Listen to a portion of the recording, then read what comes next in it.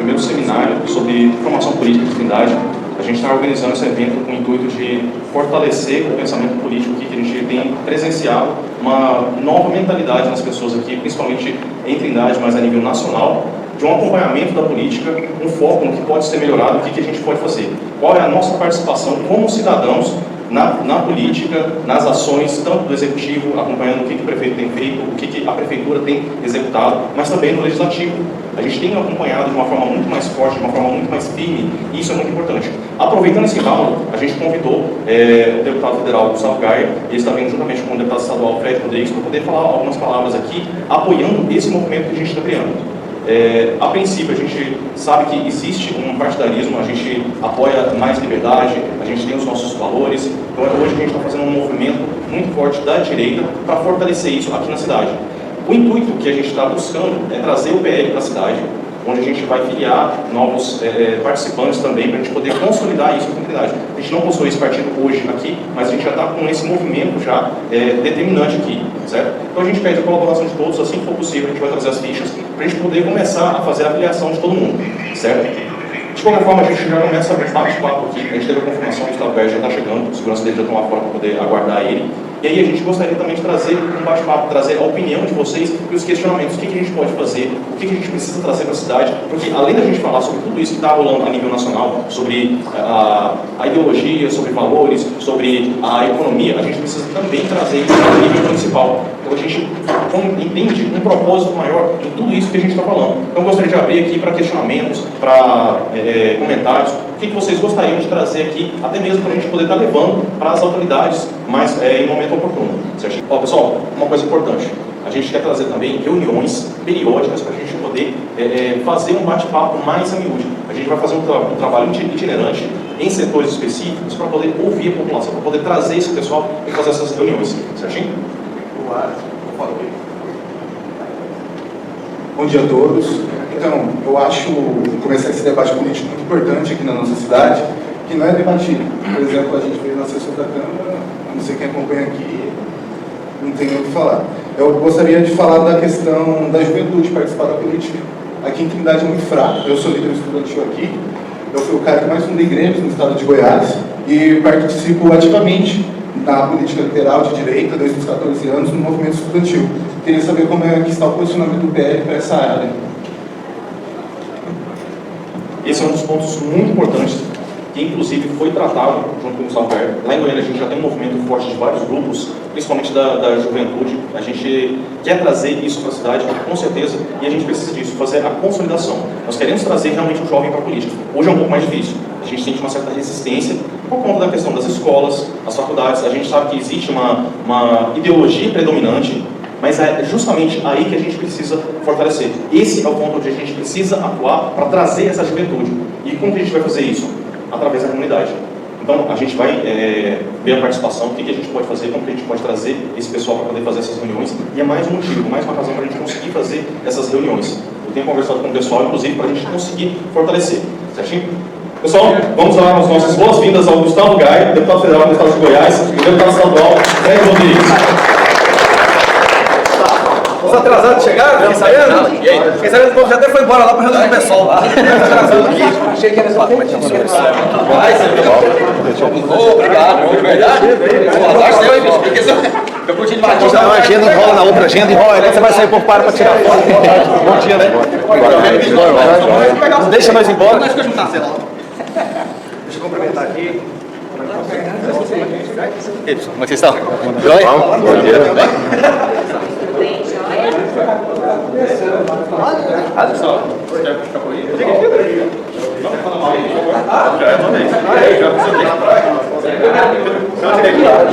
Sempre pela direita. Complicados aqui, moço. Sempre pela direita. Chegou o pessoal, Fred. Fred está dando foto.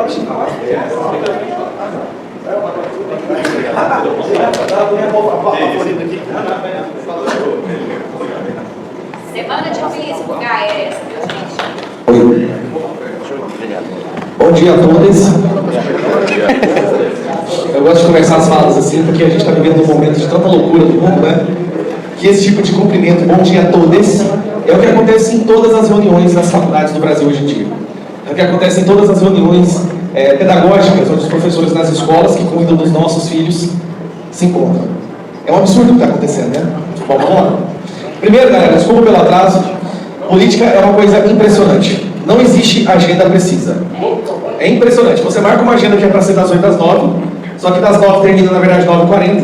E aí o povo quer tirar foto, conversar. E vai acontecer isso aqui também, eu tenho certeza que muitas pessoas querem tirar foto, aí depois querem conversar. E aí como é que eu faço? Se não vou. Não posso, né? Foram as pessoas que me colocaram aqui onde eu estou, as pessoas que eu represento, então eu tenho que parar, eu tenho que conversar. Então a gente está aí para aprender o seguinte: se a agenda é das 8 às 9, a gente tem que fechar das 8 às 10. Se a agenda é das 10 às 11, tem que fechar das 10 ao meio-dia. Né? E é sempre assim. Então viemos aqui hoje, eu e o meu amigo, deputado estadual Fefelildo. Dois desses, né? Pode dar seu showzinho. Vou deixar o Fred falar primeiro. Pode falar. Claro. Gente, o que vocês estão fazendo aqui sábado de manhã? Eu sei. No meio do feriado. Lindo. Obrigado. Você também. Eu gosto de fazer essa pergunta porque todo mundo aqui é de direito, todo mundo aqui trabalha. Todo mundo aqui tem preocupações, responsabilidades, trabalhos honrados. Mas aí você tira um momento do seu dia de prazer, de lazer, aquele dia que a gente separa para ficar com a família. Afinal de contas, a gente trabalha pelas nossas famílias, né? Aí você tira um pedaço da sua semana que é extremamente valioso para ir encontrar com algumas pessoas para ouvir falar sobre política. Isso acontecia 40 anos atrás? 30? Há 20 anos atrás isso acontecia? Acontecia. Só com a esquerda. E não era por vontade própria. Era normalmente algum político pagando ônibus, prometendo cesta básica, dando R$50, ou aqueles sindicatos onde o chefe do sindicato falava assim: se você não for, você está fora. Corta seu emprego, corta seu dia de trabalho. Ou então, quando aquele político chegava para funcionários públicos e falava: se você não for, você está demitido. Não era assim que funcionava a política antigamente? E a gente via isso de fora, falava: nossa, olha, aquele político lá tem tanta gente que gosta dele. Não era assim. A mesma coisa com as manifestações do Lula. As manifestações do Lula lá atrás, do PT, foram lá atrás, tá? Quando tinha internet, quando a gente via tudo naquela obscuridade. A gente olhava e pensava: nossa, esse cara tem apoio, né? Só que aí quando você foi ver, o que era? Isso que eu acabei de falar. Eram pessoas obrigadas, pessoas que colocavam um colete, chegavam lá e perguntavam: o que você está fazendo aqui? Não sei. Me desse R$50 eu vim. Tem cervejinha, pouco mortadela, prometeram uma cervejinha, então eu vim. Não era assim que funcionava? Por muitos anos, essa foi a dita política do Brasil. Isso não é política, isso é manipulação da opinião pública. De uns anos para cá, começou lá em 2013, quando as pessoas começaram a ir para as ruas, por causa não é por 20 centavos, 20, né? Quando as pessoas começaram a ir para as ruas, que a gente começou a perceber que estava tendo um despertar político no Brasil. As pessoas estavam começando a ficar conscientes do que realmente estava acontecendo. Aí veio a internet. E a internet começou a dar voz para as pessoas comuns. Começou a dar voz para um professorzinho de inglês. Naquela época nem escola tinha. Mas eu comecei a me posicionar nas redes sociais. Um professor de inglês. Começou a dar voz para uma dona de casa lá em Minas Gerais. Dona de casa, mãe de 2 filhos, em Minas Gerais. Vocês sabem o que eu estou falando, né? Bárbara, eu te atualizei. Começou a dar voz para um menino de 16 anos, também em Minas Gerais. 16 anos. Um menino de 16 anos começou a pegar o celular e começou a se posicionar. Pateco, Maricelo. Olha onde que está agora. Tudo isso porque a internet, ela serviu de plataforma para que pessoas comuns, de qualquer lugar do Brasil, pudessem bater o pé e falar assim: não, chega, eu não concordo com isso, eu acho que isso está errado, eu defendo isso. E as pessoas comuns que até então estavam órfãs, né, Fred? A direita estava órfã, gente. Estava órfã, a gente via que a coisa estava errada, mas a gente não via alguém para a gente depositar nossas esperanças. Então a gente largou de mão. Como a gente diz aqui no nosso bom Goiás, a gente largou de mão. Perdeu a esperança.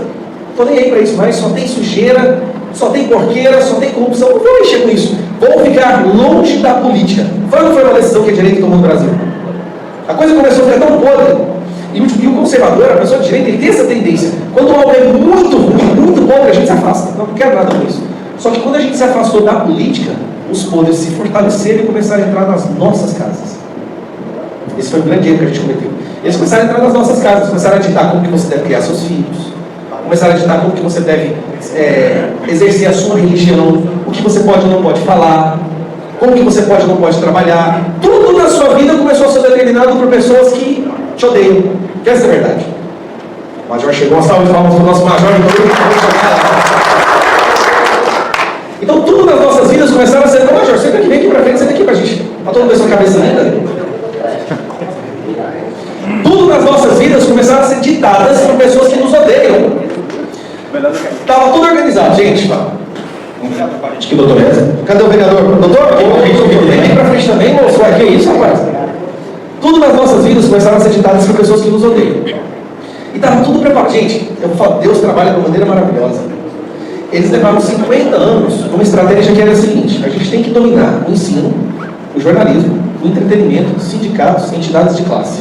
Se a gente dominar essas cinco áreas da sociedade, acabou o jogo. A gente domina.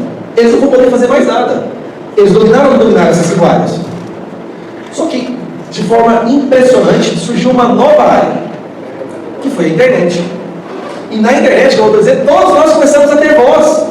Vocês se lembram, há 40 anos atrás, quando a gente tinha aquela sensação, ou 30, 40, que a esquerda era uma hegemonia, que todo mundo era de esquerda? Vocês lembram que tinha essa impressão no Brasil? Não tinha polarização no país, não existia polarização. Todo mundo era de esquerda. Aí quando você não era, você ficava meio que assim, nossa, não vou falar nada. Vou falar nada, porque todo mundo pensa igual. Se eu falar uma coisa, eu vou ser marginalizado, eu vou ser escrachado, eu vou ser jogado. Tipo assim, eu vou ser uma aberração. Então eu vou ficar caladinho no canto.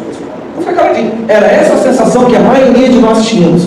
Só que quando veio a internet, e aí a área dos comentários, Fred fala muito desses comentários, né, Fred? Quando a imprensa começou a abrir a área dos comentários, aí você ia lá no comentário e alguém falava alguma coisa tipo assim, a dívida histórica com os negros tem que ser pagas, não sei o que, aquela coisa bem socialista. Aí você ia lá nos comentários e falava assim, nossa, peraí, tá todo mundo discordando desse povo? Aí você se sentia mais encorajado, eu vou discordar também. Mas quando você via, a maioria dos comentários era o contrário. Aí você começa a pensar, peraí, eu não sou essa aberração que eu achava que eu penso igual a mim. Tem muita gente que pensa igual a mim. Daí surgiram alguns pioneiros, falou, quer saber, eu vou me posicionar agora, eu não vou só comentar, eu vou me posicionar. Aí muitas pessoas começaram a escrever textos, artigos e gravar vídeos, e aí essas pessoas começaram a crescer. Um que estava desde o início, esse não precisou de internet, né? Esse está lá sozinho, desde o início, batendo contra essa parede de concreto, muitas vezes sozinho, mas nunca arredou 1 centímetro. Quem é? Bolsonaro. Desde o início, lá atrás ele era ridicularizado pela imprensa. E muita gente, como nós não tínhamos internet, a gente só conhecia ele pelo que a imprensa descrevia. A gente até muitos estudantes pensavam, nossa, esse cara é muito radical, esse cara é muito doido. Pensava uma coisa de vocês, não pensavam? Porque a gente só via aqueles cortes do que a imprensa batia. A internet veio, aí o povo começou a pegar trechos desse cidadão e jogar as falas dele. Você via aquela fala dele? Cara, exatamente o que eu penso. Eu nunca vou esquecer aquelas entrevistas dele, Fred, que ele vira e fala assim, é só não matar, é só não estuprar. Ele fala, porra, eles fodem nós a vida toda. Cara, eu nunca me senti tão representado por um trecho de uma entrevista na minha vida. É só não matar, só não roubar, só não estuprar. Eles fodem nós a vida toda e agora nós temos que pegar. Aí eu lembro, Tem que dar vida boa pra eles. tem que dar vida boa pra eles. presos. Então eu falei, cara, eu não sei, eu lembro que quando eu vi esse trecho, se esse cara fosse o presidente, isso é bom demais agora. Só que naquela época eu não sou tão distante, né? O que está acontecendo? Eles perceberam que é na internet que a gente está virando o jogo. A internet dá voz. E na democracia deles você não pode ter voz. Na democracia deles a sua opinião não pode existir. E se existir tem que ser um crime. E eles estão trabalhando com isso. Esse é o último campo de batalha que a gente tem hoje, tá? Se a gente perder a possibilidade de termos as nossas vozes divulgadas, reverberadas na internet, eles acabam com a gente. É por isso que existe toda essa sanha persecutória, PL, da censura, em tentar criminalizar, jogar pessoas nas prisões só por causa de uma palavra, de uma frase que ele falou. Porque eles sabem que quando você fala, você não precisa ser um político gigantesco, você não precisa ser um líder religioso. Quando você fala e a sua voz reverbera, as pessoas concordam com aquilo, discordam com eles. E a sua voz, por mais que você possa ser, na sua opinião, uma pessoa simples, a sua voz tem um poder impressionante. Impressionante. Uma palavra, uma frase, às vezes de uma Dona Maria, lá no Acre, ela reverbera no Brasil inteiro, porque o Brasil, a verdade, gente, parece que ela é palpável. Você já viu isso? Quando você escuta uma mentira várias vezes, ela tem que ser repetida constantemente, tem que ser martelada constantemente, igual a brincadeira. Mas quando chega uma pessoa qualquer e falar a verdade, parece que ela é imortal. Você parece que você sente ela no ar. Pode ser um sussurro, mas ela reverbera no Brasil inteiro. E o Brasil inteiro pega aquilo aí. Sabe quando você tem aquela necessidade de, você escuta, você assiste um vídeo, você fala, nossa, eu tenho que passar isso aqui para todo mundo. Sabe qual é o gatilho disso? Quando você escuta algo que te atinge verdadeiramente, que você percebe como sendo verdade, é instintivo, você tem que divulgar. A verdade tem esse poder. Você escuta alguma coisa e você fala, isso é verdade, eu tenho que passar para mais pessoas. Então a verdade, engraçada, é uma riqueza que ela só é verdadeiramente usufruída quando você compartilha dela. Agora é mentira. Mentira não, mentira ela tem que ser martelada o tempo inteiro. Você liga na TV Globo, é mentira atrás de mentira. Você abre qualquer página de jornal, o Estadão, Folha de São Paulo, se não é mais Goiás, essa porcaria que a gente tem aqui no nosso estado, é uma mentira atrás de outra. Eles precisam martelá-la constantemente. Bom, por que a gente está aqui hoje? A gente está aqui no seminário sobre política. Alguém aqui tem intenção de ser candidato? Fazemos 1, 2, 3, 4, 5, 6, 7, 8, 9, 10. Olha, nós temos 10 pessoas aqui possíveis candidatos. Que maravilha. Palmas para vocês, viu? Todos aqui de Trindade? Todos serão candidatos em Trindade? Goiânia? Que cidade? Trindade? Trindade também? Hã? Brasília? Então já é distrital, provavelmente, né? Porque lá não tem vereador, né? Trindade, né? Claro. Então a maioria vai ser Trindade. Vereador? Tem algum candidato a prefeito aqui? O Frei, vereador, algum candidato a prefeito aqui? Trindade? Não? Hã? Beleza. Vou passar para o Frei agora um pouquinho.